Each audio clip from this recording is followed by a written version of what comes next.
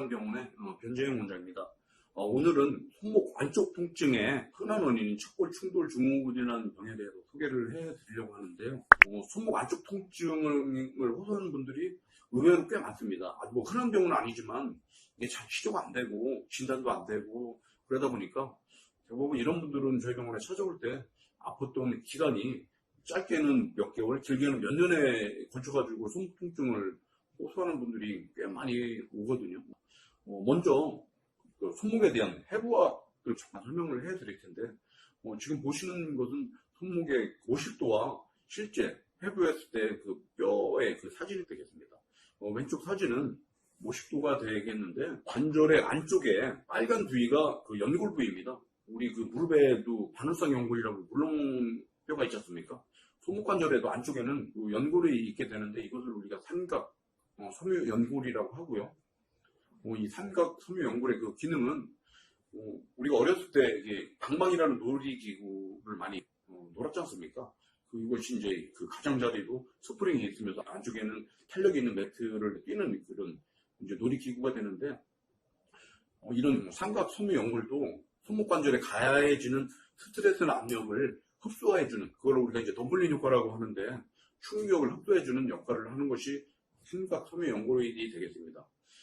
이런 삼각 섬유 연골이 제대로 기능을 하려면은 손목뼈를 이루고 있는 바깥쪽에 있는 요골과 안쪽에 있는 척골의 높이가 적당히 맞아야 되는데, 지금 그 사진에서 보시는 바와 같이 사람마다 손목의 그 뼈는 높이가 조금씩 다를 수가 있는데, 원래는 바깥쪽에 있는 요골뼈가 안쪽에 있는 척골뼈보다는 높이가 같거나 약간 높은 게 그 정상인데, 상대적으로 척골의 그 뼈 높이가 요골보다 약간 높은 분들이 있게 되겠고, 어떤 분들은 아주 심한 분들이 있는데, 이런 분들은 삼각 섬유 연골의 그 손상도 쉽게 될 수가 있지만은, 무리해서 사용을 하거나 나이를 먹게 되면은 퇴행성 손상도 쉽게 올 수 있는 분들이 되겠습니다.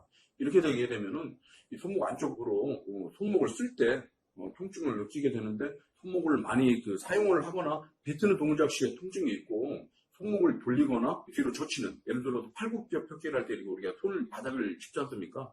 이런 자세 때 통증이 악화가 된다면은 척골 충돌 증후군에 병을 의심할 수가 있는 증상이 되겠습니다.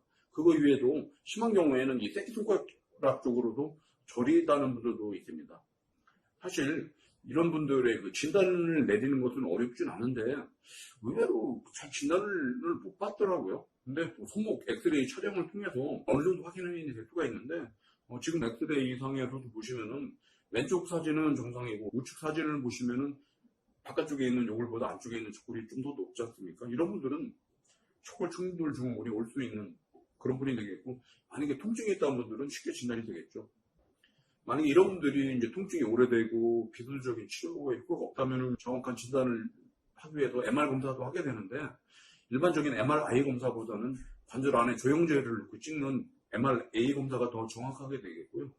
지금 보시는 그 사진은 MRA 사진이 되겠는데, 요골과 척골 사이에 삼각 섬유 연골이 있어야 될 부위가 허옇게 비어있고, 주위에 뼈도 색깔이 조금씩 변한 걸로 봐서는 삼각 섬유 연골에 파열도 있지만 관절염도 이미 온 분이 되겠습니다. 삼각 섬유 연골 그 손상이 있어가지고 척골 충돌 증후군이 오는 분들이 있다면은, 이런 분들은 대부분 비술적인 치료에 효과가 꽤 있습니다. 지금 사진에서 보시는 바와 같이 저희 병원에서는 초음파를 이용해서 그 충돌되는 부위에 중식 치료와 같은 주사 치료도 할 수가 있고요.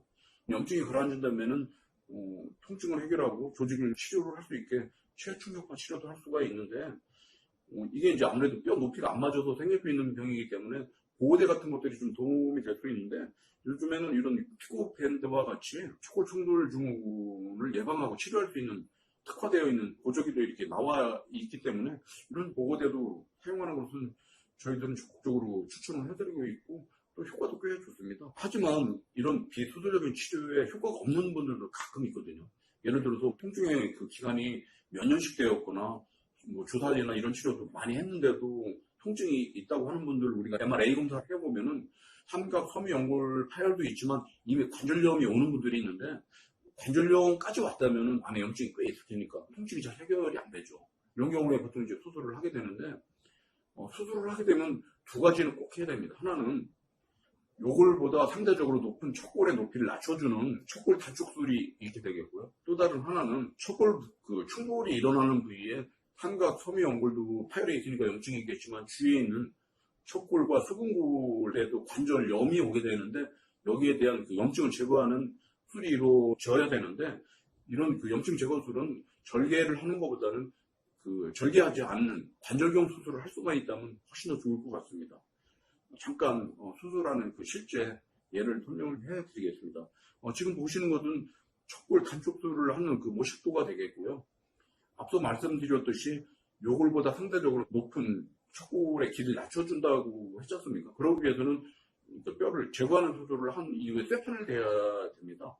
근데 과거에는 이런 척골 단축술에 특화되어 있는 수술 기법이나 이런 쇠판이 없었기 때문에 뼈를 자르는 기술도 어려웠었고 쇠판을 대는 것도 뼈가 좀 더디 붙거나 안 붙거나는 좀 문제점이 있었지만 요즘에는 지금 보시는 모식도와 같이 뼈를 자를 때도 사선형으로 뼈를 자르고 그 부위에다 직접 나사를 받게 되면 강한 고정이 될 수가 있기 때문에 고정 기간도 짧고 뼈가 붙는 기간도 짧기 때문에 저희 병원 같은 경우에는 이런 특화되어 있는 수술법과 쇠판을 대고 있습니다.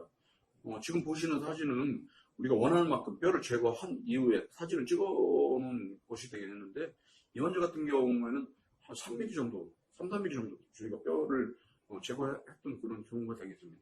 지금 보시는 것은 뼈를 제거한 이후에 뼈판을 이용해서 고정한 사진을 보고 계신데 이렇게 되고 나면 피부를 봉합하는 수술이 진행이 되겠고 이후에 앞서 말씀드렸듯이 염증을 제거하는 관절경 수술을 하게 되겠습니다. 1차적으로 일단 염증의 정도나 부위를 확인할 수 있게 진단적으로 관절경을 보게 되는데 지금 보시는 것은 삼각 섬유연골도 파열이 심하고 주위에 염증도 심한 것을 볼 수가 있고요. 이런 환자들을 저희들은 절개하지 않고 관절경을 이용해서 1차적으로 삼각 섬유연골에 너덜거리는 부위를 다듬어내고 삼각 섬유연골의 아래쪽에 있는 척골에 있는 염증도 제거를 하고 삼각 섬유연골의 위쪽에 있는 수근골 쪽에 관절염도 관절경을 이용해서 제거하는 영상을 보고 계십니다. 이렇게 이제 수술을 다 마치게 되는데 수술한 결과는 지금 엑스레이 사진에서 보시는 바와 같이 수술 전에 요걸보다 척골이 높았다면 수술 후에는 저희들은 보통 한 0에서 마이너스 2mm 정도 높이를 낮추는 것을 목표로 하고 있거든요. 뼈의 높이가 낮아져 있고 뼈판이 잘 고정되어 있는 것을 볼 수가 있고요.